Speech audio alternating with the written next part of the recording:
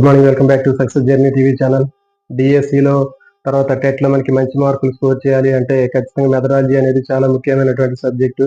అయితే ఈ మెథడాలజీలో మనకి మరిన్ని మంచి మార్కులు స్కోర్ చేయాలి అంటే దాంట్లో చాలా రకాలైనటువంటి కొన్ని కాంప్లికేటెడ్ టాపిక్స్ అనేవి ఉంటాయి. సో మరి ఈ కాంప్లికేటెడ్ టాపిక్స్ తీసుకున్నట్టయితే దాంట్లో ముఖ్యమైనటువంటిది బోధన లక్ష్యాలు, స్పష్టీకరణలు. సో కాబట్టి ఎడ్జెటిక్ కానీ, స్కూల్ అసిస్టెంట్కి కానీ, అదేవిధంగా ఇంకా టెట్కి ప్రిపేర్ అయ్యేటటువంటి మిత్రులు ఎవరైతే ఉన్నారో వాళ్ళందరికీ కూడా చాలా ఈజీగా అర్థమయ్యేటట్లు ఇక్కడ మీకు బోధన లక్ష్యాలు, స్పష్టీకరణలకు సంబంధించినటువంటి చాప్టర్ మీకు చెప్పడం జరుగుతుంది.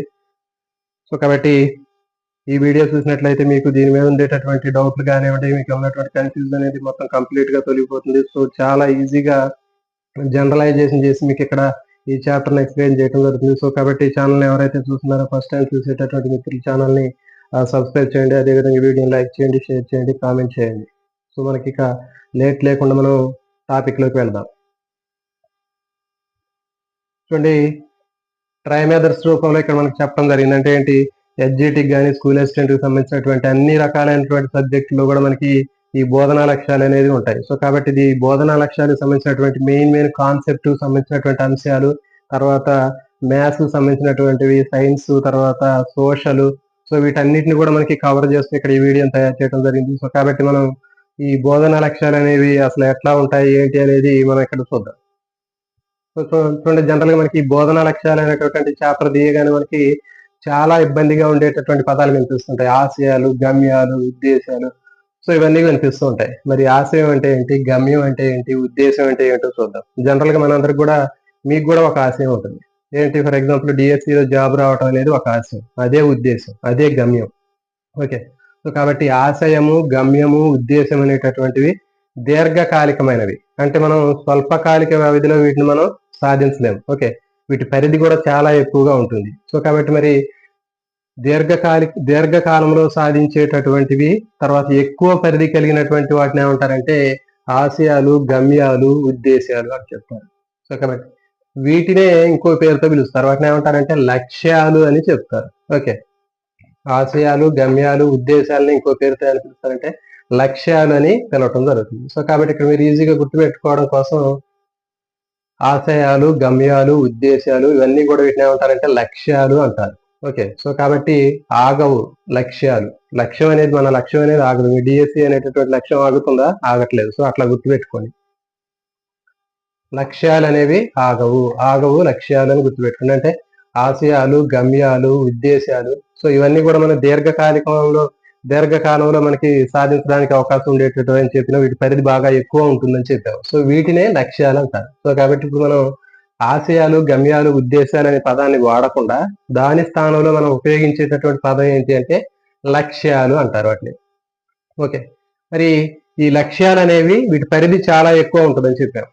ఇది మొత్తం విద్యా వ్యవస్థకు మొత్తానికి సంబంధించినటువంటి పదం ఇది. ఓకే. లక్ష్యం అనేది, దీని యొక్క పరిధి అనేది చాలా విస్తృతంగా ఉంటుంది, ఎక్కువగా ఉంటుంది. ఇది విద్యా వ్యవస్థకు మొత్తానికి సంబంధించినటువంటి అంశం ఇది లక్ష్యం. సో వీటిని ఏమంటున్నారంటే ఈ లక్ష్యాన్ని సాధారణ లక్ష్యాలు అంటారు. ఓకే. సో ఈ లక్ష్యాలనే సాధారణ లక్ష్యాలని కూడా పిలవటం జరుగుతుంది. మరి ఈ సాధారణ లక్ష్యాలకి స్పష్టీకరణలు కూడా ఉంటాయి. మరి సాధారణ లక్ష్యాలు అంటే ఏంటి, దానికి స్పష్టీకరణ అంటే ఏంటో చూద్దాం. తర్వాత బోధనా లక్ష్యాలు అంటే ఏంటి, వాటి స్పష్టీకరణలు అంటే ఏంటో చూద్దాం. సో చూడండి, ఇక్కడ మీకు చాలా కన్ఫ్యూజ్ అనేది ఏమీ లేకుండా చెప్తున్నాను. ఆశయాలు, గమ్యాలు, ఉద్దేశాలని ఏమంటారు అంటే లక్ష్యాలు అంటారు. ఓకే. ఆగవు ఆశయాలు, గమ్యాలు, ఉద్దేశాలనే లక్ష్యాలు అని పిలుస్తారు. ఓకే. సో మరి వీటి పరిధి అనేది ఎట్లా ఉంటుందంటే చాలా విస్తృతంగా ఉంటుంది. మొత్తం విద్యా వ్యవస్థకు సంబంధించినటువంటి అంశం ఇది. వీటిని సాధించాలంటే దీర్ఘకాలంలోనే సాధిస్తాం కానీ మనం స్వల్పకాల వ్యవధిలో వీటిని సాధించలేము. ఓకే. సో అందుకని చెప్పి ఇలాంటి లక్ష్యాలు ఏమన్నారంటే సాధారణ లక్ష్యాలని చెప్పడం జరుగుతుంది. మరి ఒక సాధారణ లక్ష్యం తీసుకొని దానికి స్పష్టీకరణ అనేది ఎట్లా ఉంటుంది అనేది చెప్తే మీకు కంప్లీట్ గా ఇక్కడ అర్థం అవుతుంది. ఓకే. మరి సాధారణ లక్ష్యం అనేది ఎట్లా ఉంటుందో చూద్దాం. ఓకే. ఫర్ ఎగ్జాంపుల్ శాస్త్రీయ వైఖరిని పెంపొందించడం. ఓకే. ఈ శాస్త్రీయ వైఖరిని పెంపొందించడం అనేది ఏంటంటే ఒక సాధారణ లక్ష్యం. ఓకే. సో మరి ఫర్ ఎగ్జాంపుల్ సాధారణ లక్ష్యాలు తీసుకుని శాస్త్రీయ వైఖరి అని చెప్పినాం. జనరల్ గా మనకి సొసైటీలో మూఢనమ్మకాలు అనేవి ఉంటాయి, అంటే చేతబడులు ఉంటాయి, తర్వాత గ్రహణాలు అనేవి కూడా ఉంటాయి. ఓకే. మరి ఈ గ్రహణం పెట్టిన సమయంలో చాలా మంది ఇప్పటికి కూడా ఏం చేస్తుంటారంటే వాళ్ళు ఈ గ్రహణం పట్టినటువంటి సమయంలో నీళ్లు తాగకుండా ఉండటం, భోజనం చేయకుండా ఉండటం, నిద్రపోకుండా ఉండడం. ఓకే. సో ఇలాంటివి చేస్తూ ఉంటారు. ఇంకా మూఢనమ్మకాలు, చేతబడి, బాణామతి ఇట్లాంటివి కూడా అన్ని కూడా నమ్ముతూ ఉంటారు. సో మరి ప్రజల్లో అలాంటి విషయాల్లో శాస్త్రీయ వైఖరిని పెంపొందించాలి. అంటే ఇవి తప్పు, ఇవి శాస్త్రీయంగా వీటిని నిరూపించలేదు, ఇవన్నీ కూడా నిజమైనటువంటివి కాదు, ఇవన్నీ కూడా తప్పు అని చెప్పడం కోసం మనం ప్రజల్లో శాస్త్రీయ వైఖరిని పెంపొందించాల్సినటువంటి అవసరం ఉంటుంది. సో ఇట్లా ఈ శాస్త్రీయ వైఖరిని పెంపొందించడం అనేది ఒక సాధారణ లక్ష్యం. ఓకే. సో మరి ఇట్లా నిరూపించడం కోసం చాలా మంది మనకి జన విజ్ఞాన వేదిక లాంటి వాళ్ళు కనిపిస్తూ ఉంటారు. వాళ్ళు ఏం చేస్తుంటారంటే మొత్తం సొసైటీలో, సమాజంలో ఉన్నటువంటి ఇలాంటి మూఢనమ్మకాల మీద అవేర్నెస్ తీసుకురావడం కోసం వాళ్ళు ఏం చేస్తారంటే డైరెక్ట్ గా వాళ్ళే ప్రాక్టికల్ గా గ్రహణం పట్టిన సమయంలో వాళ్ళు ఏం చేస్తుంటారు, భోజనం చేయటం, నీళ్లు తాగటం, ఓకే, ఇంకా రకరకాలైనటువంటి యాక్టివిటీలు అన్ని చేస్తుంటారు. మాకేం కాలేదు చూడండి అని చెప్పి ప్రజల్లో అవేర్నెస్ తెచ్చి వాళ్ళలో శాస్త్రీయ వైఖరి లేకపోతే శాస్త్రీయ దృక్పథాన్ని వాళ్ళు పెంపొందిస్తారు. ఓకే. సో అట్లా చెప్పి చేయటం అనేది సాధారణ లక్ష్యం. ఓకే. వాళ్ళు చేసి వాళ్ళలో మార్పు రావడానికి చేసేటటువంటి ప్రక్రియ ఏదైతే ఉందో, వాళ్ళు ఏం చేసి వాళ్ళలో ప్రజల్లో మార్పు తీసుకురావడానికి ట్రై చేస్తున్నారో ఆ చేసే ప్రక్రియ మొత్తాన్ని కూడా ఏమంటారంటే శాస్త్రీయ వైఖరి అంటారు. ఓకే. సాధారణ లక్ష్యం అంటారు. మరి సాధారణ లక్ష్యము శాస్త్రీయ వైఖరిని పెంపొందించినప్పుడు వాళ్ళలో మార్పు అనేది వచ్చింది. ఓకే. ఆ ప్రజల్లో మార్పు వచ్చినప్పుడు ఏమైతుంది, వాళ్ళు కూడా నిజమేనని చెప్పి వాళ్ళ ప్రవర్తనలో మార్పు వచ్చి వాళ్ళు కూడా ఇలాంటి మూఢనమ్మకాలను వాళ్ళు కొట్టిపారేస్తారు. సో కాబట్టి ఇక్కడ ప్రవర్తనలో మార్పు వచ్చింది కదా. సో ఆ విధంగా ప్రవర్తనలో మార్పు రావటాన్ని ఏమంటారంటే స్పష్టీకరణ అంటారు. ఓకే. ప్రవర్తనలో మార్పు రావడాన్ని స్పష్టీకరణ అంటారు. ఆ ప్రవర్తనలో మార్పు రావడానికి ఉపయోగించేటటువంటి పద్ధతి ఏదైతే ఉందో, దేన్ని ఉపయోగించి వాళ్ళు వాళ్ళ యొక్క ప్రవర్తనలో మార్పు తీసుకురావడానికి చేస్తున్నారు, దాన్ని సాధారణ లక్ష్యం అంటారు. ఓకే. సో ఇది సాధారణ లక్ష్యము, ఇది దానికి సంబంధించినటువంటి స్పష్టీకరణ. ఓకే. సో మరి ఇప్పుడు మరి సాధారణ లక్ష్యము, స్పష్టీకరణ గురించి నేర్చుకున్నాం. మరి బోధనా లక్ష్యం అంటే ఏంటి, స్పష్టీకరణ అంటే ఏంటో చూద్దాం. సో ఈ రెండింటికి మీకు క్లారిటీ తెలిస్తే మీకు ఈజీగా అర్థమవుతుంది. చూడండి, బోధనా లక్ష్యం అంటే ఏంటో చూద్దాం. బోధనా లక్ష్యం అంటే బోధన ఎక్కడ చేస్తారు, తరగతి గదిలో చేస్తారు. సో కాబట్టి తరగతి గదిలో ఒక ఉపాధ్యాయుడు విద్యార్థి ప్రవర్తనలో మార్పు తీసుకురావడానికి చేసేటటువంటి ప్రక్రియ ఏదైతే ఉందో, దేని ద్వారా విద్యార్థుల ప్రవర్తనలో మార్పుని తీసుకురావడానికి ప్రయత్నం చేస్తాడో వాటన్నిటిని కూడా బోధనా లక్ష్యాలు అంటారు. ఓకే. ఎట్లా మరి వేటిని ఉపయోగించి విద్యార్థి ప్రవర్తనలో మార్పు తీసుకొస్తాడంటే జ్ఞానాన్ని కలిగించడం ద్వారా, అవగాహనను కలిగించడం ద్వారా, అభిరుచిని పెంపొందించడం ద్వారా, శాస్త్రీయ వైఖరిని పెంపొందించడం ద్వారా తరగతిలో ఉన్నటువంటి విద్యార్థుల యొక్క ప్రవర్తనలో మార్పు తీసుకురావడానికి ఉపాధ్యాయుడు ప్రయత్నం చేస్తున్నాడు. సో కాబట్టి తరగతి గదిలో బోధనలో ఉపాధ్యాయుడు విద్యార్థుల ప్రవర్తనలో మార్పు తీసుకురావడానికి చేసేటటువంటి అంశాలు ఏవైతే ఉన్నాయో, వీటిని ఉపయోగించి విద్యార్థుల ప్రవర్తనలో మార్పు తీసుకురావాలనుకుంటున్నాడో వాటినే బోధనా లక్ష్యాలు అంటారు. సో ఇక్కడ ఇవి బోధనా లక్ష్యాలు. పిల్లవాడికి శాస్త్రీయ వైఖరిని కలిగిస్తాడు, జ్ఞానాన్ని పెంపొందిస్తాడు, అవగాహన కలిగిస్తాడు, అభిరుచిని పెంపొందిస్తాడు. సో ఇవన్నీ కూడా ఏంటంటే ఉపాధ్యాయుడు తరగతి గదిలో బోధనలో ఉపయోగించి విద్యార్థి ప్రవర్తనలో మార్పు తీసుకొస్తాడు. ఓకే. చెప్పాం. ఇది దీన్నే స్పష్టీకరణ అంటారు. స్పష్టీకరణ అంటే ఏంటి, విద్యార్థి ప్రవర్తనలో వచ్చేటటువంటి మార్పునే స్పష్టీకరణ అంటారు. సో దీనికి ఒక ఎగ్జాంపుల్ తీసుకోండి. శాస్త్రీయ దృక్పథం అని చెప్పాను. ఓకే. మరి విద్యార్థుల్లో కూడా తరగతి గదిలో కూడా మరి పిల్లలందరికీ కూడా కొన్ని మూఢనమ్మకాల మీద అవగాహన ఉంటుంది. అంటే మూఢనమ్మకాలు నమ్ముతూ ఉంటారు. ఓకే. తర్వాత చేతబడి, బాణామతి నమ్ముతూ ఉంటారు. తర్వాత గ్రహణాలు లాంటి సమయంలో వాళ్ళు కూడా ఇంట్లో భోజనం చేయకూడదు, నీళ్లు తాగకూడదు, నిద్రపోకూడదు అనేటటువంటి అంశాలు పిల్లలకు కూడా వాటి మీద మూఢనమ్మకాలు కూడా ఉంటాయి. కానీ తరగతి గదిలో ఉపాధ్యాయుడు ఏం చేస్తాడంటే ఈ మూఢనమ్మకాలు అన్ని తప్పు అని చెప్పి ఆ విద్యార్థుల్లో శాస్త్రీయ దృక్పథాన్ని పెంచడం కోసం విద్యార్థులకి బోధన చేయటం జరుగుతుంది. బోధన చేసి విద్యార్థి యొక్క ప్రవర్తనలో మార్పు వచ్చేటట్టు పాఠం చెప్పడం జరుగుతుంది. ఓకే. మరి అట్లా పాఠం చెప్పిన తర్వాత విద్యార్థి ప్రవర్తనలో మార్పు వస్తుంది కదా. సో ఆ విద్యార్థి ప్రవర్తనలో మార్పు వచ్చినట్లయితే ఆ విద్యార్థి కూడా తర్వాత చేతబడులు, బాణామతులు, తర్వాత ఇలాంటి మూఢనమ్మకాల్ని అతను కొట్టి పారేసేది నిజం కాదు అని చెప్తాడు విద్యార్థి కూడా. అంటే విద్యార్థి అంతకు ముందు ఉన్నటువంటి ప్రవర్తనలో మార్పు వచ్చింది. ఇంతకుముందు మూఢనమ్మకాలు నమ్మాడు, ఇప్పుడు నమ్మట్లేదు. అంటే ఇప్పుడు శాస్త్రీయ వైఖరి అనేది ఆ విద్యార్థిలో పెరిగింది. అంటే ఏంటి, ప్రవర్తనలో మార్పు అనేది వచ్చింది కదా. సో ఈ విధంగా విద్యార్థి ప్రవర్తనలో మార్పు రావటాన్నే స్పష్టీకరణ అంటారు. ఓకే. మరి ఈ స్పష్టీకరణ లేదా ప్రవర్తనలో మార్పు రావడానికి ఉపాధ్యాయుడు ఉపయోగించినటువంటి ప్రక్రియ ఏదైతే ఉందో దాన్ని బోధనా లక్ష్యం అంటారు. అంటే ఇక్కడ శాస్త్రీయ దృక్పథాన్ని ఉపాధ్యాయుడు అతను ఉపయోగించడం జరిగింది. అంటే ఇక్కడ శాస్త్రీయ దృక్పథం అనేది ఏంటంటే ఒక లక్ష్యం అది.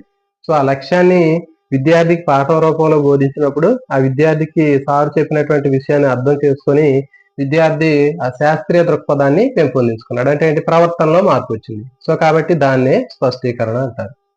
ఓకే, సో కాబట్టి ఈ విధంగా మనకి ఫైనల్ గా సాధారణ లక్ష్యం అంటే ఏంటి, స్పష్టీకరణ అంటే ఏంటి, ఓకే, తర్వాత బోధనా లక్ష్యం అంటే ఏంటి, స్పష్టీకరణ అంటే ఏంటో మనం నేర్చుకోవడం జరిగింది. సో వీటికి సంబంధించినటువంటి మళ్ళీసారి చూద్దాం. సాధారణ లక్ష్యం అంటే ఫర్ ఎగ్జాంపుల్ మొత్తం విద్యా వ్యవస్థ మొత్తం మీద విద్యార్థుల్లో శాస్త్రీయ దృక్పథాన్ని, శాస్త్రీయ వైఖరిని పెంపొందించడం అనేది ఒక సాధారణ లక్ష్యం.